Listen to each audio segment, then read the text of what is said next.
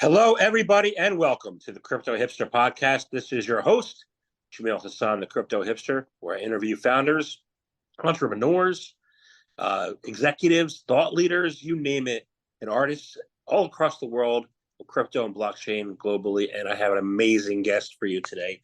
I'm looking forward to this interview. We're going to talk about a lot of really cool things. So, without further ado, my guest name is Ishan Bhaidani. He is the co-founder at Scribe. Ishan, welcome.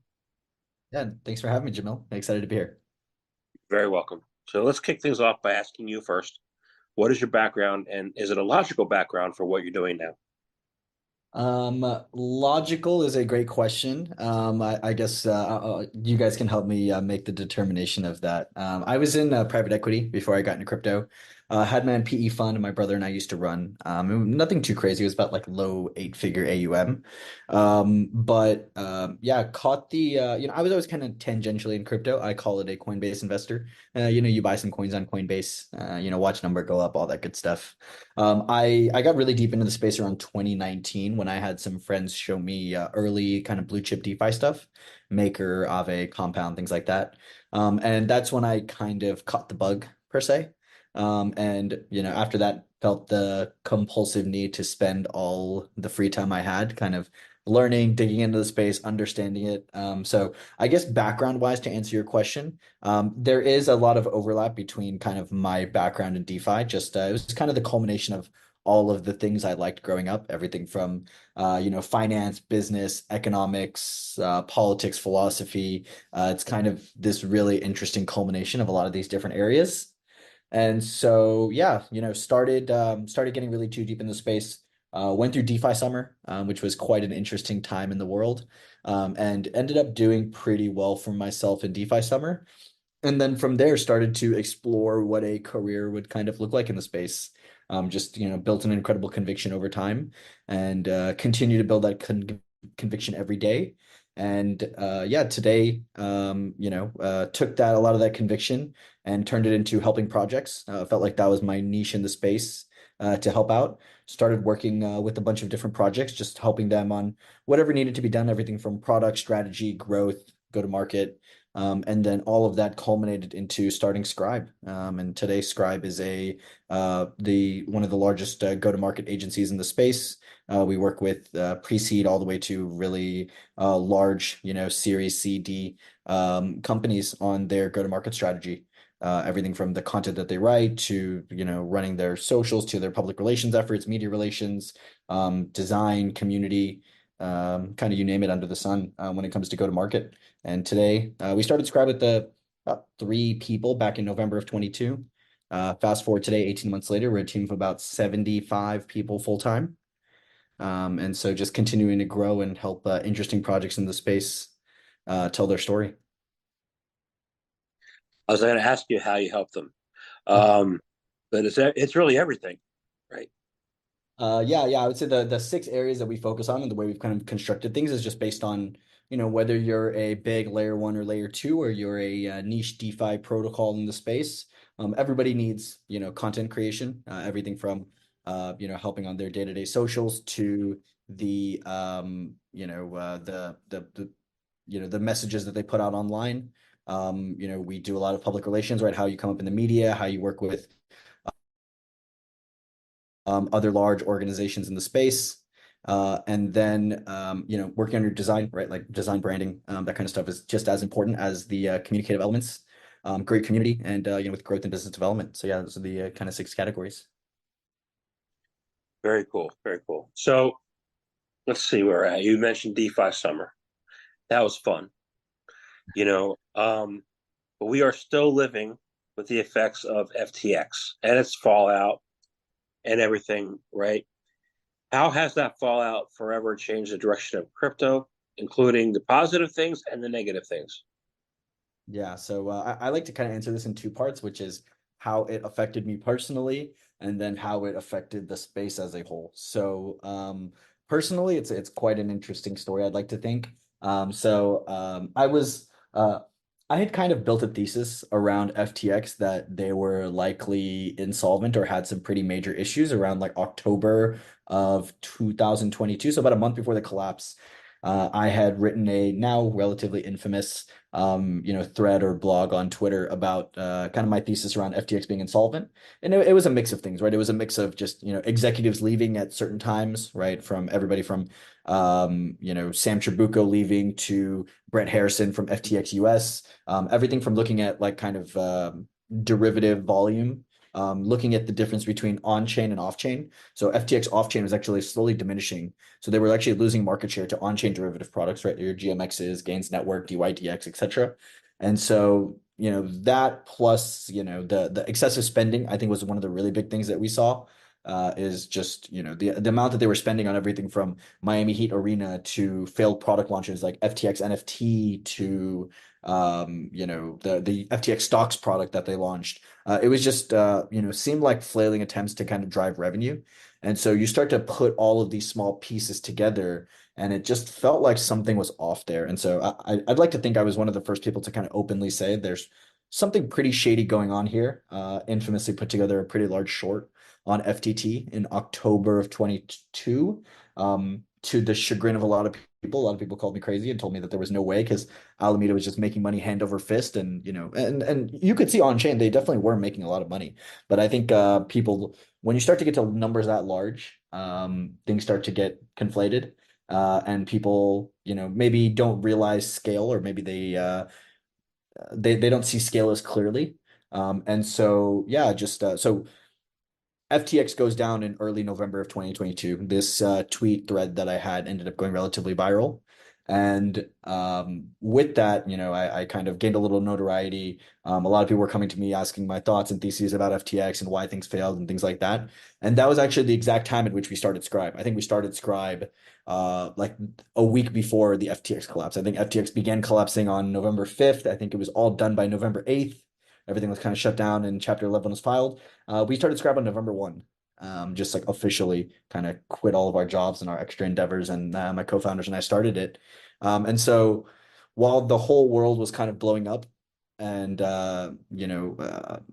most people were doing really poorly. A lot of people lost, I mean, their savings, their entire trading portfolios, their livelihoods in a lot of cases, right? Lost their jobs. Scribe ended up doing really well, and that was actually a really great kickoff point for Scribe, where, because I ended up getting a little bit of notoriety, people were like, "Oh, you actually write pretty well. Seems like you know what you're talking about. Why don't you come help me on my project?" And so it was a little bit of a kind of duality of man where, it was really tough to kind of see all these people going through these things, but that was actually kind of a taking off point and a huge inflection point in my personal career. So there's the personal side of the impacts of FTX. And then there's like the kind of larger ramifications of what happens to the entirety of the space, which I think is another really interesting topic. And I think we're still seeing a lot of these. I think there's a huge regulatory issue where now, you have Gensler who came so close to, working with FTX and, his family and, Sam Bankman-Fried's family and, a lot of these larger, people in the, let's call it, left wing of the ecosystem. It started to bring more fingers and pointing, and you're starting to see this kind of trickle down to a lot of the larger entities in the space, right? You see Uniswap getting a Wells notice. You saw Coinbase. You're seeing a lot of the kind of quote unquote like positive players in the space getting served Wells notices because the impacts of FTX. The thing that I do think is most interesting that's probably not talked about enough is just the impact on DeFi, right? So I came into space through DeFi. I'm a little bit biased as, a place that I find the most PMF in the space. And I think one of the really interesting outcomes is just the kind of proof of use case that DeFi has, right? Where traditionally it's a lot of things happened and a lot of money was borrowed. But if you remember back when FTX first started to seem insolvent, the first place to get their money back was actually like their on-chain loans, right? They had a massive Abracadabra loan on Abracadabra, and which I mean, funny enough, is like Magic Internet Money as the kind of stable coin. But Abracadabra and the Degen box got its first loan repaid. They were the first ones to get any money back from Alameda, and you saw on-chain was the first people to actually get their money back, and so I think it's just a proof that on-chain finance does make sense and it does have a proper use case where you do have to have proof of funds, right? You do have to actually have the money there and repay it if you want to get your collateral out. And they needed to get the FTT collateral out at that time. And so While there are a bunch of negative impacts and implications on the space, I do think one interesting one was just DeFi works, and you can't really do anything about it. I don't have a personal FTX story. I have a personal Celsius story. And, one of the things I didn't get my money out in time. And I remember it was like they froze the account on my birthday. And 2 months before that, I saw some influencers talking like negatively about it. And I was like, these influencers can't cause a run. No one's going to listen to these influencers. And guess what? Everybody listened to the influencers, right? So I was wrong on that, you know. So I think things go back to not just Celsius but Luna, and how are we going to avoid another? Like, I want to see another DeFi summer, but I don't want to see another Luna. How do we get? How do what should we look out for in the market to trigger us to know something's going on? I think it's just like more education, which is one of the things that we really tell projects that we work with is just there's never enough education to be done in this space. I mean, we're at the absolute like cutting edge of so many industries, right? Everything from engineering to financial engineering to smart contracts to just fintech in general, right? And so there's I really just think that there was just a mechanism flaw, and I think that was just covered up by really great marketing in the Luna case, where the reason why a lot of people were able to benefit so much from the collapse of Luna was because there was a relatively, in hindsight, obvious mechanism failure. And people saw that and were able to exploit that and have a George Soros type of moment. But I think like if we just educate people about what risks that they're taking, I think like there's a lot of people that saw 20% APY in Anchor and were like, hey, I'm going to, kind of um I'm going to put the moon on this, right? And I'm going to, kind of stake my entire net worth to be able to get 20%. And there's a lot of really infamous stories of people who did do that. And there is no free lunch. Like they're just, and people continue to come into this space and think that they're going to get this free lunch and they're going to buy this meme coin or they're going to buy this small project and it's going to go 1,000x. And, you're going to get this free 20% APY staking rate. And that stuff it just doesn't happen. It's just not. There is no free lunch, and if you think you are getting the free lunch, you are the free lunch, right? And people are going to come and take your lunch, and that's just the name of the game, I guess. It is pretty PvP in some respects.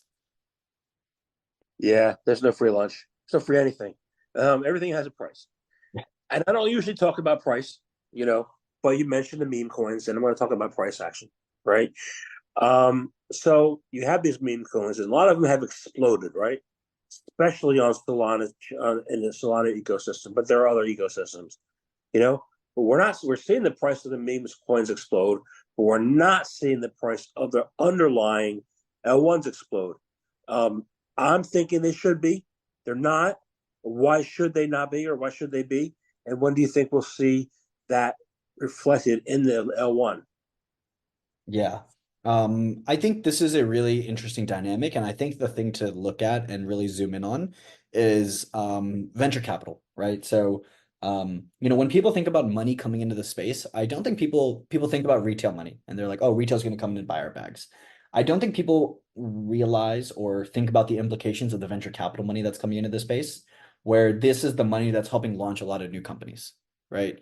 And these companies are then, the flow of the capital, right? It goes from the venture capital funds to these large organizations. These large organizations that are, raising between 5 and 20, $30 million to build out their products.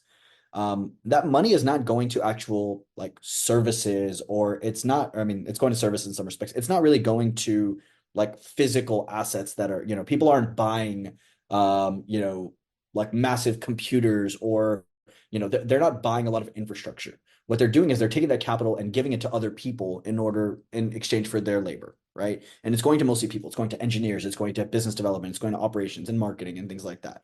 And so the flow of the capital is really interesting in that it goes from venture capital funds to these projects. These projects flow it down to their employees and they pay their employees for their services. A majority of the funds are used for that, are just used for labor. And so then what happens with that money? Well, that money actually stays within the ecosystem because the average crypto native person who is working at a large crypto startup keeps a lot of their money on chain. Of course, a lot of their money sits in fiat in a bank account, and a lot of the money flows there. A lot of their money is kept on chain. A lot of the money is then reinvested back into the ecosystem, right? And they're buying a lot of these large projects, Bitcoin, Ethereum. They're buying a lot of the big L1s and L2s, and they're investing back in. So if you think about the flow of venture capital fund, it actually is very cyclical in that it stays in the space. And then because it goes down through the people that are working in the space, they actually go back and a lot of times buy more crypto assets. And then those crypto assets are then, used to drive price up. People that bought those assets first sell down, they take their profits, and then maybe they LP back in venture capital funds. So it's a very circular kind of look at of funds. There's definitely funds that leak out of there, but it's a very circular motion of funds that happen throughout the space. And so I think what's really interesting about the meme coins is that there is not that circular flow of value, right? Because meme coins start at zero, right? And when they start at zero, you get all of this capital base that comes in. It's not a traditional from the venture capital, but it starts in that same way, and then it kicks off a flywheel. People make money on these meme coins, they sell profits, and then they invest them into new meme coins, right? And so it's almost like a retail version of the venture capital flywheel. And so with that flywheel, what's really interesting is that because there's no early investment, there's no dumping of the venture capital investors. It's just the people that get in early that tend to end up dumping later, right? Or end up taking profits at a later time. And so it's almost like there's two parallel ecosystems that are happening, where there's this venture capital ecosystem where the money is still flowing all the way through circularly and it's going into new projects. And then there's this entire retail cycle that's happening where a lot of that money is going into new memes, right? People are going in from Dogecoin, it's going into Shiba, it goes from Shiba into WIF, goes from WIF into I don't know, Pepe or whatever kind of the new cool meme coin is. And so I think that it's very interesting in that it's kind of two separate ecosystems that are kicking off their own flywheels. And now the question that is where does the new capital come from, right? If we're going to break this flywheel, where is the new capital into the ecosystem coming from? Or is it just constantly being recycled where profits are being siphoned out? And in my view, it is a lot more realistic over a longer term time horizon, right? When you're thinking about 5 to 10 years and not 1 to 3 years, to see that happening in the traditional venture capital cycle, because we've seen this happen consistently since kind of the start of the internet for the past 25 years. Whereas meme coins, we only have about 5 years of experience seeing these market cycles. And so at a certain point, what happens when the wheel stops? Or if the wheel does stop? Whereas in venture capital, it hasn't, because there's actual economic value being created there that's helping grow value for all the previous investors, and people are actually doing pretty well, versus we haven't seen the cycle kind of stop, or what happens if the cycle continues in meme coins. So bringing it all back in to answer your question, I find that the reason why is because I think in crypto, a majority of the difference in decision making or thought process and where the space is going is just actually a difference in time horizon. If you look on a short-term time horizon, yes, meme coins are doing awesome, but it's because that's the name of the game. The name of the game is a quick cycle. Versus when you're thinking about venture capital, it might not seem like the returns are being there, but one, the returns are being siphoned off in other ways, right? Where they're being used to build other projects. So if you think about Ethereum as a whole, right? Yes, maybe the Ethereum market cap has not grown as much as the Solana market cap. But if you think about the entire Ethereum ecosystem, which is Ethereum plus its dApps, plus its L2s and all of this infrastructure, how much more value creation has happened there than just Solana? Well, it's because there's a lot more places where value capturing is happening in Ethereum versus where it's happening in Solana, which is like a couple large dApps and some meme coins. So if you look at holistically ecosystem to ecosystem, I think if you take a longer term time horizon, you're actually seeing a lot more growth in the Ethereum ecosystem and let's call it the traditional L1 cycle than you are in some of these like kind of newer L1s. That makes a lot of sense with them being separate flywheels altogether. Yeah. Thank you. Thank you. No. I was collapsing it. I was thinking all one cycle, but no, it's two separate cycles. So we do separate flywheels. It's good. It's a good way. Thank you. Okay. So I want to shift gears a little bit because this is important to talk about. Looks like the Senate did pass the bill. I don't know if Biden's going to approve it or veto it. Changing the accounting bulletins for the SEC, right? And it changes the way that banks and other publicly traded entities are expected to accounting for digital assets held in custody, right? So how will this ruling impact the market? A lot of the laser eyes were back on Twitter this week, including the Ethereum ETF potential ruling What are your thoughts? I think reg is really difficult. I think it's just not a place that I personally have a ton of experience, and so I find myself, kind of just leaning towards and looking and watching people um that I have a lot of respect for, that I know that spend a lot of time in this category, and kind of building my opinions based on what they think, right? I don't have a ton of first-hand experience talking to senators and talking to a lot of people. I actually did talk to a congressman this weekend at a party that I was at, and he is a local congressman in Texas, um, a state congressman, and he had some really interesting thoughts. He thinks that the general issue that's happening on a congressional level is it's actually not necessarily a partisan issue where it's right or left. It's actually an age issue, where it's the older incumbent officials maybe are not properly understanding or grasping the weight of the technology itself. And they're thinking about it in a very outcome based, like, hey, this is bad for the US dollar potentially, which I think, I mean, like, one, just like the idea that crypto is bad for the US dollar is just terrible, because like having the entirety of the internet being denominated in US dollars through like dollar-based stablecoins is like the most massive amount of hegemony and power the US can possibly have. Where if they control like all the base unit, economic unit of the internet, it's never going to be Bitcoin, right? It's never going to be sats. Sats are too small. Bitcoin is too large. Ethereum, maybe in some respects in some applications, but I really think like when you get things like gas abstraction, a lot of Ethereum-based applications are actually going to be dollar-based. And so with that, it's like it's definitely not a like kind of dollar hegemony issue, uh, because there's nothing more powerful than having the dollar as the stable unit of account for the entire internet, of finance.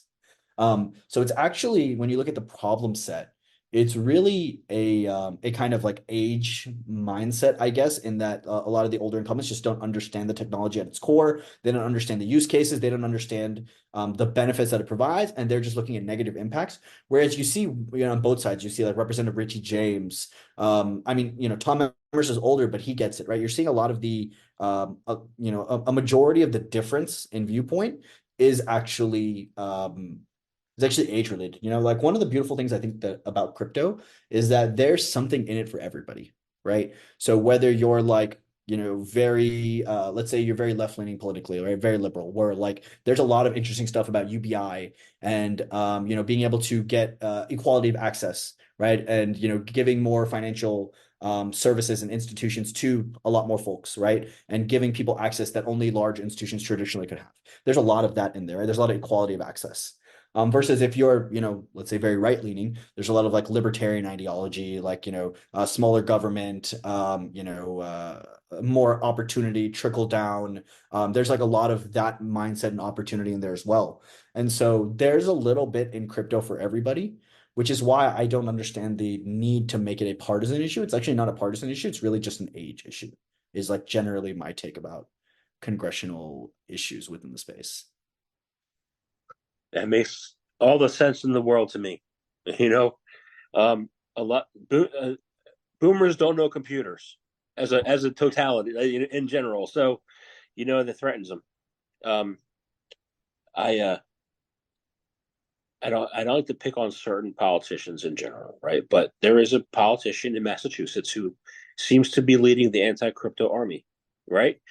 And this past weekend, I went up to Massachusetts and for a rowing event, and I had food at both chain restaurant and local mom and pop shops. The local mom and pop shops, it's interesting. They won't accept credit cards. They accept cash and Venmo. And I'm like, is this really is this senator is really an anti-crypto issue, or is there some kind of monetary issue with credit cards and the dollars and big tech in Massachusetts to be the underlying basis of this attack that is crypto? Um, I was taken aback. I was like, maybe there's something else deeper here. Mhm. So I wanted to get if you had an opinion on that. Yeah, actually, my family's background is actually in retail. And so like I've been, my family's been working at gas stations and running gas stations, owning them for, 2+ decades now. I kind of grew up inside of a gas station, have been working at one on and off since I was, I don't know, maybe 12 years old.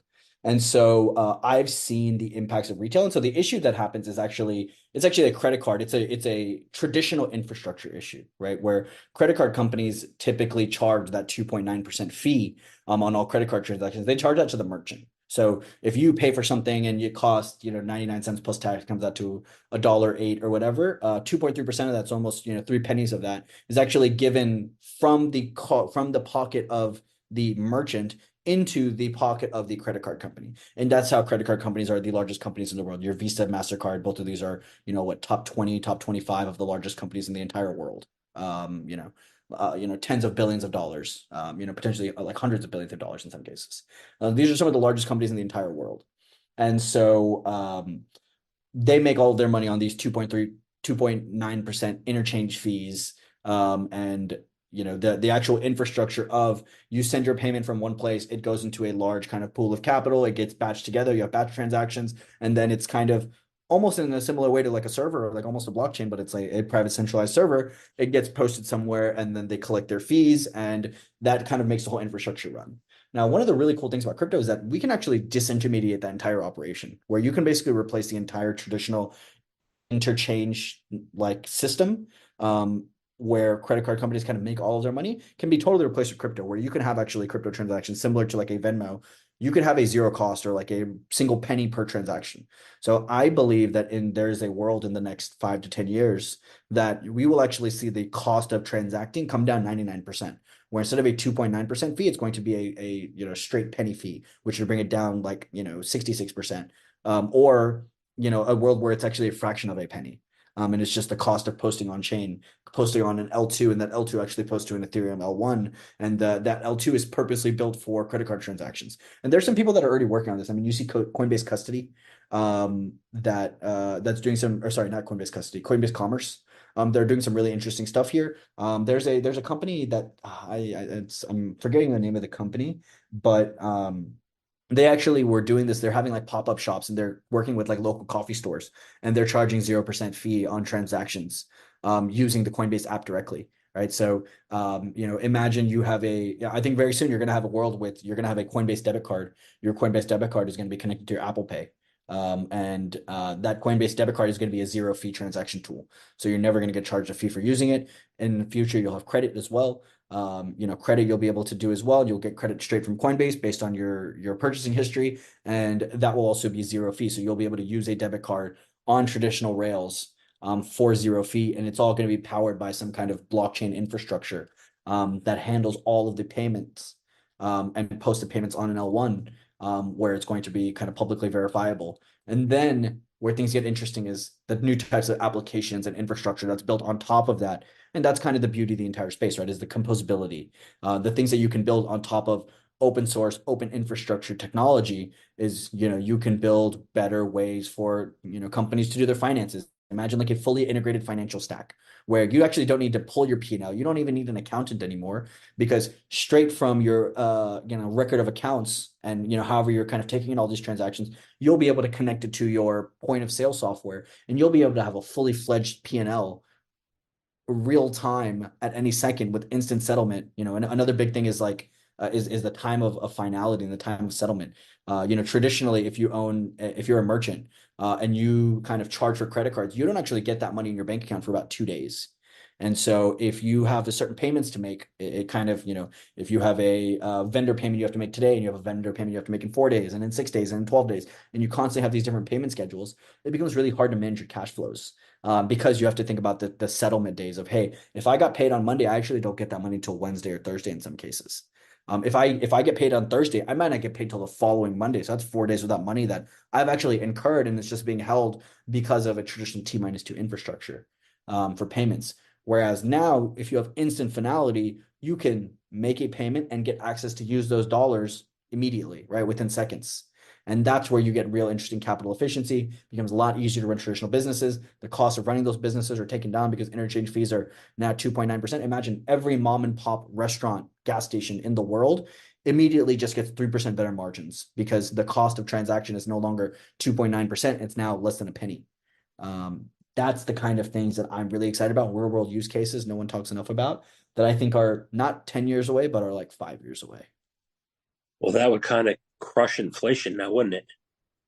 Yeah, imagine like putting 3% of money back into everybody's pockets, right? Like that's where I think on the inflation topic, it's like not enough people think about the productions possibility curve, which is like you learned in every economics class, which is just, the curve of the amount of labor that you put into an ecosystem and the amount of economic output you get.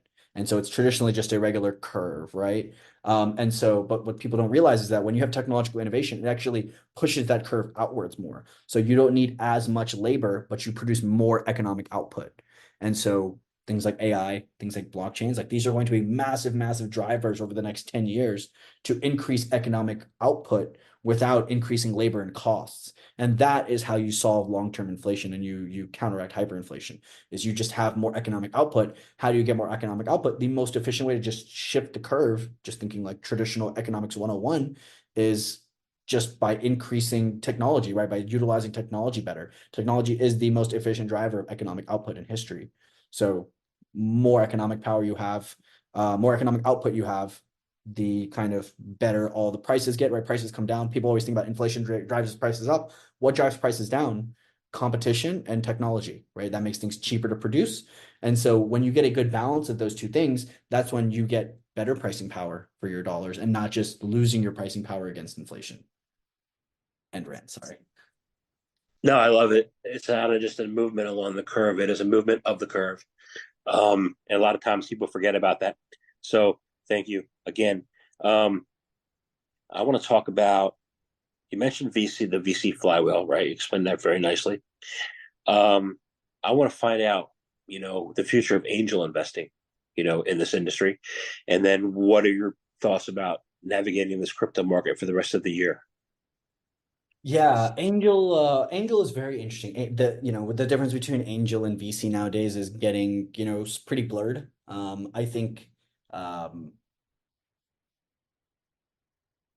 when it comes to angel investing, I think there's going to be a lot more room and opportunity for people to get in earlier into opportunities. I think that's one of the big things, whether it's traditional ICOs or IDOs, IEOs, or points farming, or however people get access to projects sooner and earlier. I think that's a good thing, right? Like allowing people to invest in the future of a project earlier and be a part of a community is an incredibly positive benefit that Web3 unlocks, right? Now, I think there are issues around consumer protections. Like, hey, candidly, like I think a lot of people hate on the SEC, of course, I think the SEC does a lot of things really, really wrong. But if we're like being intellectually honest, um, there's a lot of things that the SEC needs to fix in the crypto industry and actually regulate, right? There's a lot of things around, scams and the way people raise capital and the way that people use the capital that they've raised that are problems, right? There's a lot of projects that, do the kind of quote unquote slow rug pull, which is, oh yeah, we're building out this idea and we're trying and we've raised $3 or $4 million from these big venture capital funds. And they're actually not really seriously building product, or they maybe give it a shot and quit. And instead of returning funds back to investors, they just end up, hey, let's just keep payroll going, right? And so I think when you start to get into angels investing more, there's a lot more issues there because now it's regular people's money who these are not large venture capital funds who have billions of dollars AUM who are maybe burning, a few $100,000 or maybe $1 million. You're talking about average Joes who are putting in 25K out of their life savings and and are having that money, misrepresented and misused. And so I think it's going to be interesting. I think I'm really excited about platforms like Echo, where maybe that can solve some of the issues with angel investing, where you can have a little bit more insight into what these funds are being used for. Echo is a crowdfunding kind of like a angel investing platform where you can kind of create groups, and groups can build more of a brand similar to how a VC does. And these groups can create brands, and it's a group comprised of angels. And it's almost like an invite. Hey, you can come into my investment circle, and we can together allocate capital into these certain deals, almost like a crypto native angel list. And so I think platforms like that are really interesting because I think it adds a lot more structure. It solves a lot of the problems with how these funds are being allocated. But I think like okay, so I have a lot of friends that come to me and saying, "Hey, I'm thinking about angeling into this project. What do you think?" And my advice to people that are interested in, investing early in projects, because I do this quite a bit, is why do they want your money, right? If someone's coming to you and asking you for your money to invest in their project, why your money, right? Why is my money special?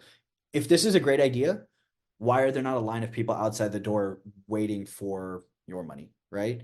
And if there is no line of people that are waiting to invest, that's a problem, because why do they need your money? And the second thing is, if there is a line, then why do they want your money specifically, right? What value do you bring? Is it, hey, there's a lot of different ideas there behind why, right? It's like, hey, I'm really good friends with the founder. Okay, that's a really good reason, right? Like, hey, you can have a really great relationship that you've built and cultivated with somebody. They have a line of investors, but they want you because that's your friend. That's okay, right? Is it, you have a specific domain expertise, right? Hey, I am a really great marketer, so they want me on the cap table. I am a really great operations or a strategist. That's why they want me on the cap table. Or, I'm a whale and I have a ton of liquidity and they want, me to provide liquidity for the project, right? Those are all legitimate reasons. As soon as you start going further down the tail of reasons into, and they're convincing you that they really want your money for a reason that doesn't make coherent sense.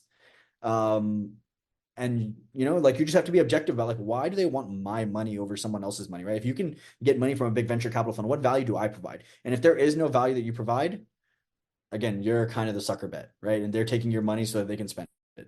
And you are going to, the chances of you seeing a return on that are very little. Or you're going to be the absolute last person paid out on the cap table, because if they ever do close down shop and return capital, it's all going to go to the big VCs that invested first, and then it's going to come to you. So you might as well just write that to zero. So understanding the motivations behind people of why they want you in there is what I think people need to do a better job as they're angel investing. Like, the concept is really cool, right? Everybody watches Shark Tank and they're like, "Oh, I'm like Mark Cuban and I'm investing in these projects, and I'm an investor and I can put it in my Twitter bio and tell my friends." And sure, that stuff's cool, but are you here to like make friends and be cool, or are you here to like make money and invest capital in a sophisticated way, right? And there's a very big, thick line there to like delineating the two, and you just have to know which side of the aisle you're kind of playing on. Yeah. I used to have a lot of people on LinkedIn come at me and ask me for money, and I'm like, I never met you in my life. You know, you don't know who I am. You don't even know what I do. Why do you want my? Yeah, you know. Um, so we have some elections coming up, not just in the U.S. We have 30 coming up this fall. You know, how's that going to like? This is a broad question, but how do you think that's going to impact crypto?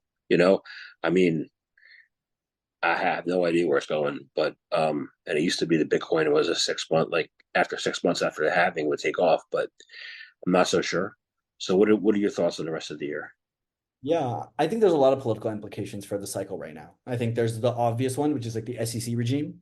Um, you know, Having like really high quality, innovative companies getting Wells notices like Uniswap, like Coinbase, like that's not great for business, right? That's not great for the industry. And so the SEC has a pretty big factor. Now, if we get a new regime, then we very, very likely get a new SEC regime. And then, maybe the way that they think about crypto changes pretty significantly, right?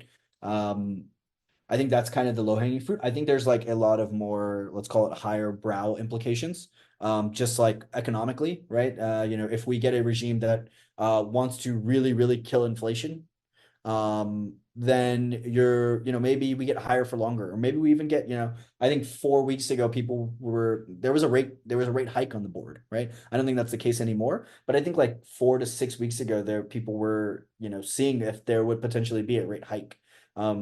And so, but if you get a kind of political regime that is a little more growth oriented, that is okay with a little bit of inflation, but wants to see economic prosperity, which happens politically, right? If you want to gain political favor, if you want to be, make everybody happy, you play the short game at the expense of the long game, right? Which is you look for short-term growth that gets everybody excited at the expense of like long-term growth.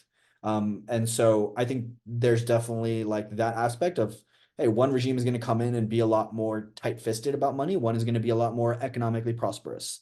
And economically prosperous means rate cuts. Rate cuts means people are bullish. People are bullish means like market goes nuts again, right? I don't think we'll ever get to like ZERP again, like zero interest rate environments. But I think like if we get down back to like a 2-3%, like hey, like my wife just graduated college, right? She graduated she got her DO. And so graduated post grad. And so now she's racked up, maybe $250,000 in student loans. At 7%, that stuff becomes really, really tough, for the average person, where now your pockets are a lot tighter than they were because, hey, I have to pay 7% in interest rates. That's almost like $1,200 a month in interest payments on a 250K loan. That's rent on a house, right? That's like that's a mortgage on a small house. That's rent for an apartment for the average person. That versus at 2 or 3% interest rates, we're not as conscious, right? Like our spending habits are much, much different because now we have another $800 a month in disposable income that we get.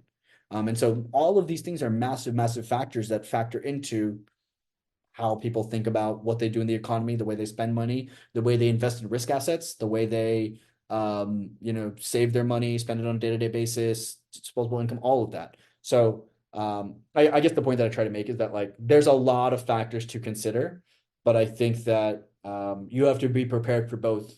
And I think there's a larger debate about like, and this has happened recently in the space about, are people in crypto single issue voters? And or are they or do you vote across like multiple areas? I think like, hey, I spend all day in the space. I work in, my business is directly tied to the space, my family's livelihood, etc. The ability for me to pay off my wife's student loans, right, is all kind of tied to the space. So yeah, it's definitely important for me to understand the political concerns of potential candidates. But on the other side, it's like we can't only be like single issue voters. Like we're multifaceted people. There's a lot of things that people care about. And so I think you should vote for what makes most sense to you. I don't think you need to be a single issue voter if you vote in crypto. I don't think you need to be like, totally, hey, I have to look so holistically at everything. Like you just have to do what's best for yourself and like let the chips fly where they may. But at the end of the day, like you have to be prepared for both scenarios, which is what are we going to do in a economically austere time and what are we going to do during an economically prosperous time and be flexible enough to kind of do both. I agree, and that makes a lot of sense. So I really enjoyed this conversation and a lot of great answers and make me think a lot. So appreciate it. I want to thank you very much for your time today. I have one last question, and it's the easiest one. How can people find out more information about you, about Scribe, about what you do, or become clients? How can they do that? Yeah. I think for me, like I'm not as great anymore, but typically when I'm in a good groove, I write a lot of my thoughts about the space on Twitter. So you can just find me on Twitter. It's just Ishan ISHANB 22. You can find me on Twitter there. And then Scribe, it's phonetically it's scrib3.co. And you can find out more info about us. We are hiring super aggressively. And so if you're interested in kind of having a career in the space, if you want to work with some of the coolest, largest projects in the space, everybody from, the MetaMasks of the world to Aptos, Avalanche, Wormhole, some of the largest, coolest, most interesting, innovative projects in the space, and you want to help them grow, come do it at Scribe. I think there's a lot of really cool stuff that we do. We get to work on the cutting edge of this space. And we always look for people that are passionate about the space, that care about it, that want to eat, breathe, and sleep it, and that really believe and have the conviction, most importantly, that this is the future, right? This is where the technology is moving. This is where the space is moving, and this is where a lot of industry disruption is going to happen. So if you think that way, then yeah, definitely come check us out and come work at Scribe. Awesome. Thank you very much for your time today.